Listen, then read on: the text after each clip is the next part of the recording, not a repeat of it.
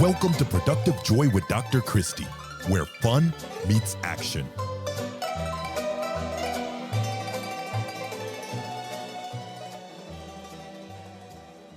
Hi, friends. Welcome to Productive Joy, the recap. So this is new. We had so many guests in 2025 that I was booked out till September, and I didn't want you to have to wait that long to hear the brilliance. So we decided to condense down and do 2 guests a week and 1 recap session. So today is our first combined recap session, and I'm so excited to be able to bring you twice as much content because honestly, the people are coming out of the woodwork who want to share what productive joy means to them and how they're bringing it about in the workplace, in their lives, in the world. So we had Danita Cummings and Lexi Godlewski this week. And I want to tell you a little bit about what I gleaned from both of them and then see if I can't give you a little call to action. And that's the way these will work. So on Saturdays, we will have a combined episode where I do my recap for both people. How fun is that? So let's start with Danita. She is an Air Force vet, so huge thank you for her service, who works in defense technology, but is just a super strategic human who recognizes that you, one, have to set that goal, right? We've talked a lot about that lately, and I think that it's important to mention, but that what you do today is going to help you get to that goal. And if it's not, then it's moving you in the wrong direction. So it's not enough to just set a goal and say, by the end of 2025, I want to do X, Y, and Z. Well, that's lovely. But what are you doing today, this day, to actually move the needle, to get you closer to that overall goal? What might that look like? I don't know, but you get to decide that and you get to determine what that's going to look like.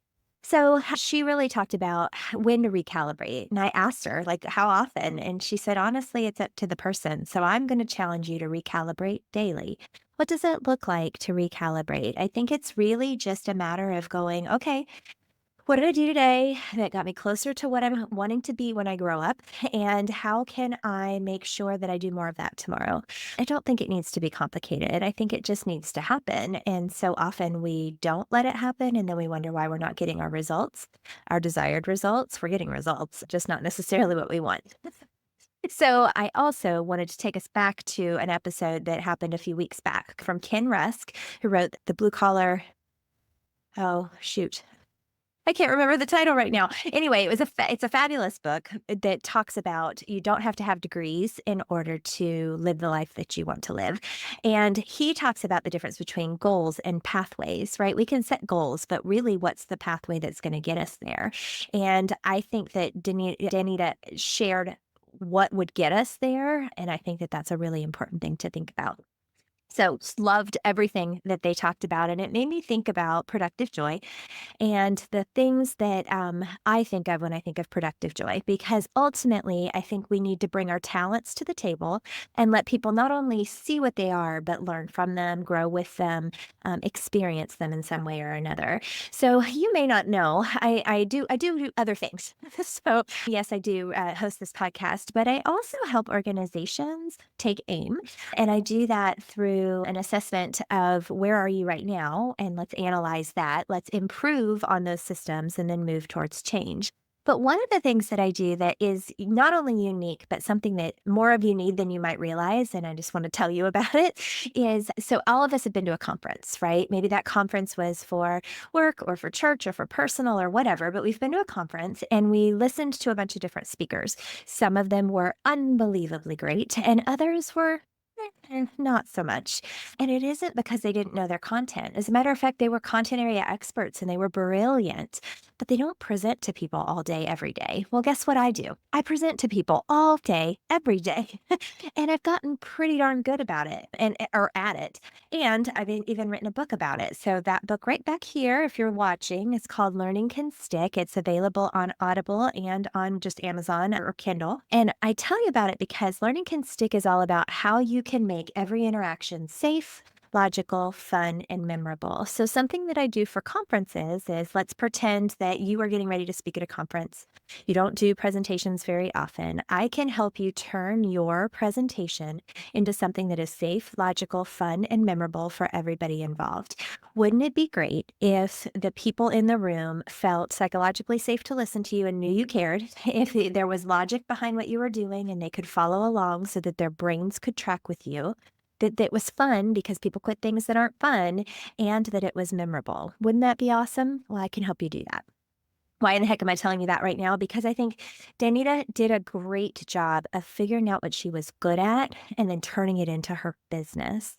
And I think we all need to assess that. Are we doing that? Are our best talents being utilized in our space? And if it's not, why not? And what can we do about that so that it could happen that way? Because I think it's really important that we shift, right?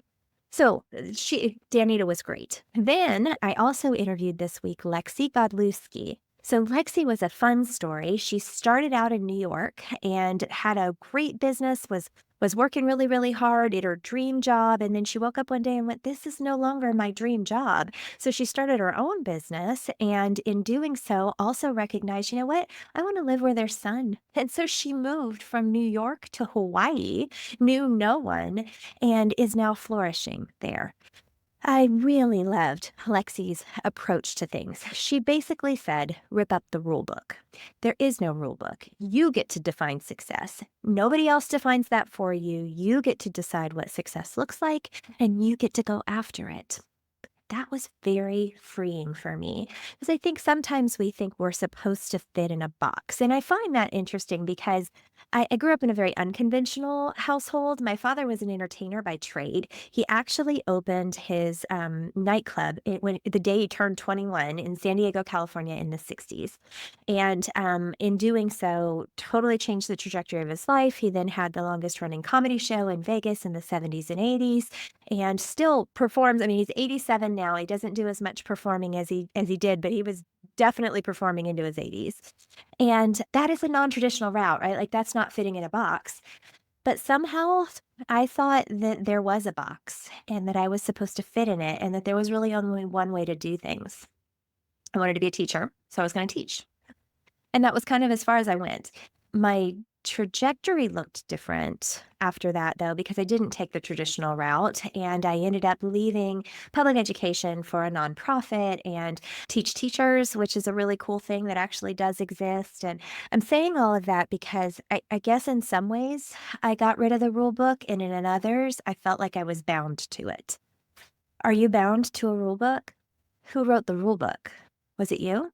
Because if it wasn't you, rip it up.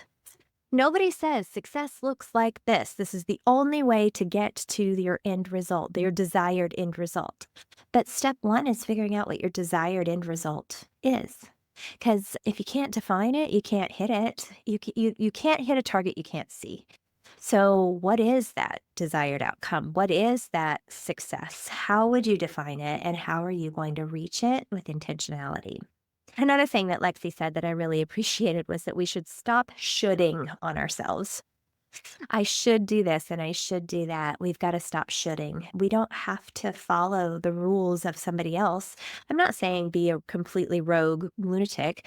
I'm saying think strategically about what you really want so that you can actually reach it. So one of the exercises that Lexi said to do was one to really define what you want and then figure out why you want it and then figure out what it'll look like if you get it. So I'm going to do that out loud with you, which takes some vulnerability. So to quote my bestie, Brene Brown, vulnerability is courage. So I'm going to be vulnerable in this moment. What do I really want? I want people to know what productive joy is and want it. So I quoted Brene Brown because she's one that has done a beautiful job of getting her message out there. And I think most of us at this point have heard the phrase clear is kind. Unclear is unkind. I know I use it almost daily with my family, with my friends, with my husband. And so that is a Brene Brown quote. I'm not saying that I need the whole world to listen to productive joy, but I want the whole world to know what it is. I want everybody on the planet to know that productive joy is something that's attainable and that's doable, and that work and fun don't have to be mutually exclusive. Because I think that if you don't make work fun, people quit, right? So I actually wrote a book with that title. It's a tiny book. Look how cute it is. So Make Work Fun So People Don't Quit is the idea behind it is, what would you do to make sure that your people feel three things? Because I define fun this way. Fun means people feel valued and appreciated. Fun means people have a voice and they're allowed to use it. And fun means people are able to leverage their talents for the greater good. If those three things are true, then work is fun and people don't quit. People quit things that aren't fun. You don't go back to a movie a second time if you hated it the first time. You don't go out with friends you don't like because that's not fun. So the idea is that if we don't make work fun, people will either quiet quit or quit altogether. And I don't think that's one, necessary, or two, okay. I think that we should be having fun at work. So to rewind back to Lexi's exercise, what do I want? I want people to know that productive joy is the thing and that work and fun are not mutually exclusive.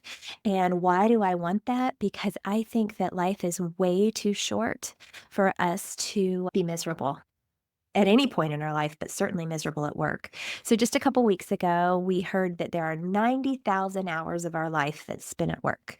What if you hate it? If you hate it, that's 90,000 hours of misery. For what?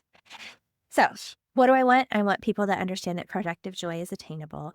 Why do I want it? Because I think that life is too short to be miserable and that we have the control to do something about it, certainly the influence, if not the control. And then what would it look like if it were different? It would look like people genuinely enjoying who they are and where they are so that they can be better versions of themselves. Wouldn't that be fun? I think it would. And that is truthfully what I'm hoping for you and for me, is that we all figure out a way to create that productive joy, that opportunity to make fun and action meet. So, we had great guests this week. And the way that these recaps are going to work is that at the end of the week on Saturdays, we are going to chat about what we heard and think about what might look differently because of it. I hope you'll join me for these. They're a quick shot of B12, a great review, and an opportunity for you to think about all the great things that you heard this week and what you might want to do with it. So I won't know if this is working if you don't tell me. And so I need you to reach out. You can reach out a number of different ways. Any social media platform, if you just look up Productive Joy or Dr. Christy McMullen, you'll find me. So that's the easiest way. You can also email me at Christy, CHRISTIE, at aimwithus.com. Give it a shot. What do you have to lose? I would love to have a conversation with you to figure out how you can create more productive joy in your life and how we can create more productive joy on this podcast. So I'm looking forward to hearing from you. Can't wait. And I want to leave you with the same charge I leave you with every time, and that's to figure out a way to turn fun into action.